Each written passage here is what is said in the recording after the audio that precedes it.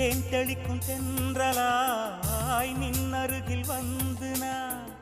சேலை நதி ஓரமாய் நீந்தி விளையாடவா நாளும் மின்னல் கொஞ்சம்